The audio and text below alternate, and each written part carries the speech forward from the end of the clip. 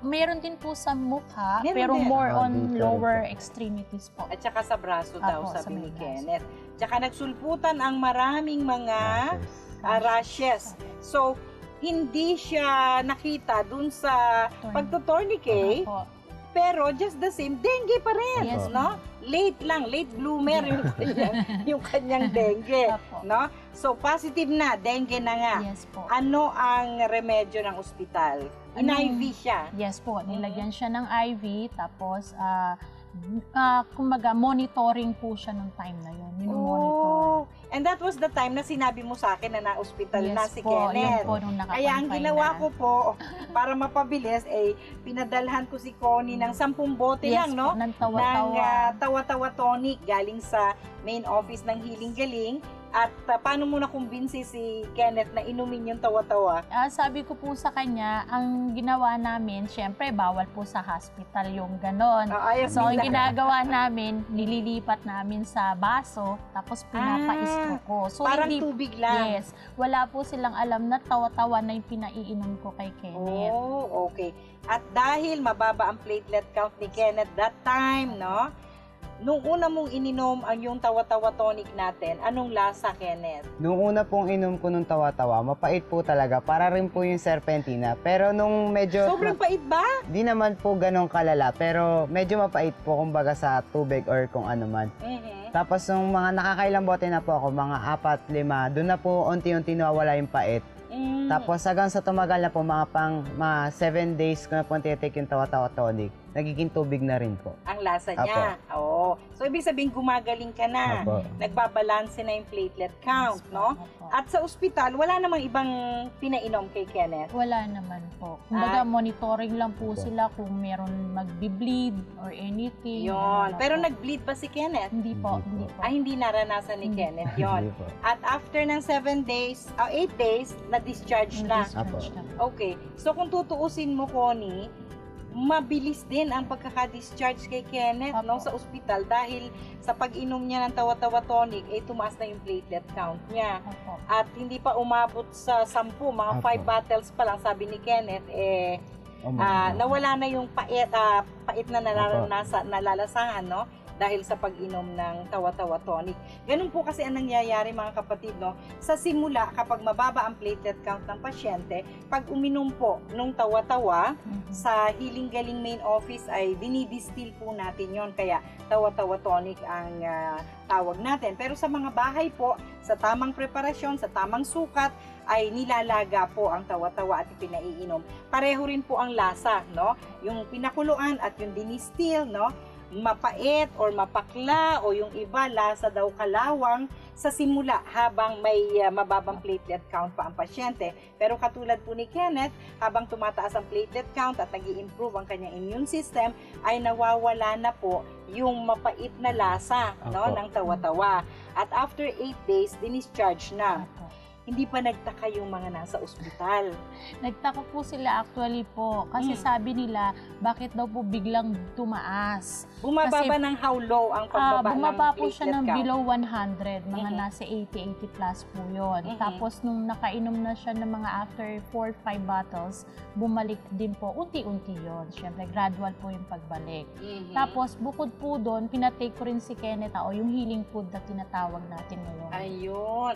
So yung kombinasyon ng tawa-tawa tonic natin at healing food tablets, no? Yun ang ininom.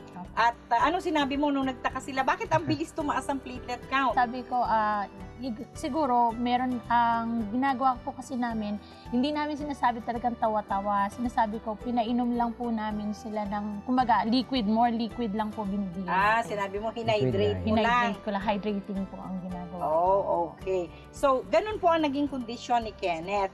At yung isa pang anak ni Connie, si Joyce, ay isa namang klase ng strain ng dengue virus ang tumama. Paano yung kay Joyce naman?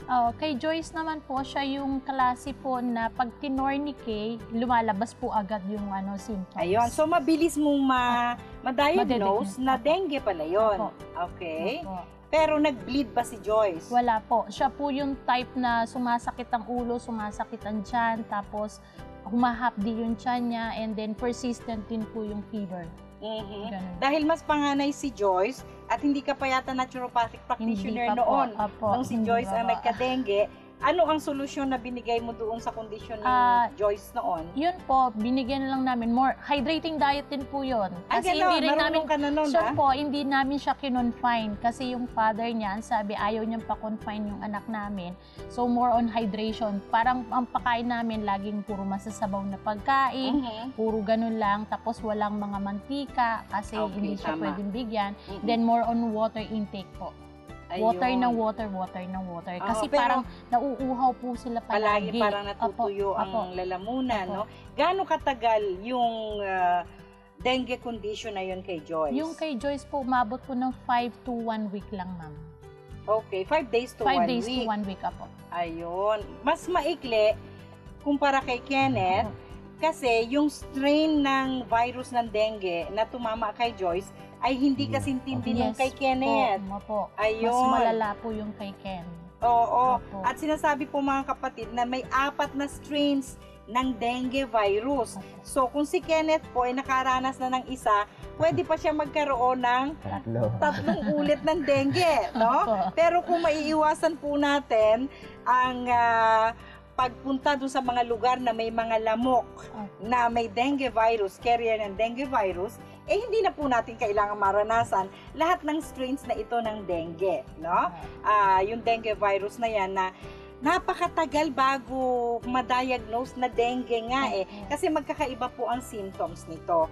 At ngayon, naging dalubhasa na sa dengue condition si Connie, kaya pati po sa main office ng Healing Galing, sa kanya pumipila ang mga nanay na nabiktima ng dengue ang mga anak, no? Kasama po ni Connie, si Ate Gigi, Ate Glyza, at si Ate Joyce, no? Na nag-accommodate sa free consultations everyday sa main office ng Healing Galing. Lunes hanggang Linggo tayo, 9 o'clock in the morning until 5 para po sa ating mga kapatid na mas malapit sa amin sa main office dyan sa Novaliches, malapit sa dulo ng Mindanao Avenue, no? Ngayon, Connie, bilang nanay, no, na nakaranas ng pag-aalaga sa mga anak na may dengue, ito ng pagkakataon mo na payuhan sila, no, sa telebisyon kung paano agad-agad maaaksyonan ang mga dengue condition. Una-una po, ilayo natin yung mga anak natin doon sa mga marami pong yung may mga water na may container na marurumi o kaya yung may mga lalagyanan po. Kung nakikita ninyo yung lalagyanan ninyo na may tubig, linisin po palagi. Kumbaga, kailangan natin malinis na paligid. Pangalawa, kung meron na po tayo noon, kunwari nagkaroon na po yung anak natin ng dengue, siguraduhin po yung hydration, no? Kailangan po ng bata. And then, wag niyo pong kalilimutan yung tawa-tawa, nakakatulong po yan ng malaki, at yung healing food. Kaya matapos na painumin mo ng tawa-tawa, si Kenneth, nakakatawa na. Maraming pag-iingat po ang dapat natin gawin sa tahanan, no? At ilang ehemplo lamang po ang napanood nyo sa umagang ito kasama ang ating mga panauhin. Sana ay hindi nyo maranasan at maging malaya tayo ngayong Independence Day sa pagkakaroon ng dengue. Iwas-iwas po sa mga ganitong karamdaman dahil ang mga ganito pong sakit ay naiiwasan sa malinis na kapaligiran para ang mga lamok na yan na nangangagat sa panahon na daytime kumbaga, 'di ba? Yan po yung carrier niyan, kaya ingat po tayo at sana ay nakinabang po kayo sa isa namang episode ng Healing Galing sa ating Lakbay Kalusugan series. Ano po? At maraming salamat sa inyong dalawa. Salamat. At sa inyong mga kapatid, tuwing umaga ng linggo, laging antabayanan ang lahat ng mga topic pangkalusugan ng Healing Galing. Ako po si Dr. Edinel Calvario na laging nagpapaalala, may hatid na kalusugan ang lunti ang kalikasan. Happy healing morning! Oh, thank you. Okay. Malaki ka na, huwag ka na magpapadengge, ha? Dapat iba na ang kumakagat sa'yo, girlfriend mo na. Hindi na lamok.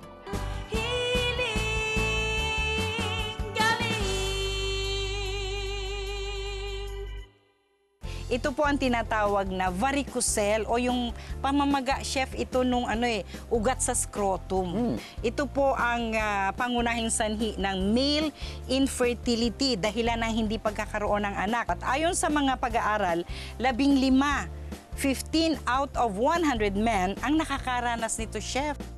Isa ka ba sa 15 out of 100 na kalalakihang may varicocele? Tatalakayin niya ni Dr. E sa darating na linggo sa mas pinaagang Hiling Galing sa TV. Alas 7 ng umaga sa TV5.